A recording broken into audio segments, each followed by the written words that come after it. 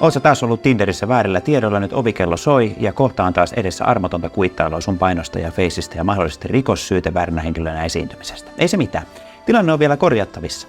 Heitä vieraan huuleen nimittäin todellinen yllätys, eli vinksejä. Nyt sä kaivat jo luurista sitä Voltin numeroa, mutta voi, kun lasku on maksamatta, niin näyttö on pimeänä. Eipä hätä ole tämän näköinen, kun mieleen juolahtaa ne kaupan roskiksesta löydetyt viikon vanhat vinksit. Että saisko niistä vielä jotain? Ja sais! Ei tarvita mitään muuta kuin ne vinksit, majoneesia ja setanien chilikastike. Sekoitetaan. Ja sossi on valmis. Ja annoksen viimeistelee vielä ripaus setämiehen chilikastiketta.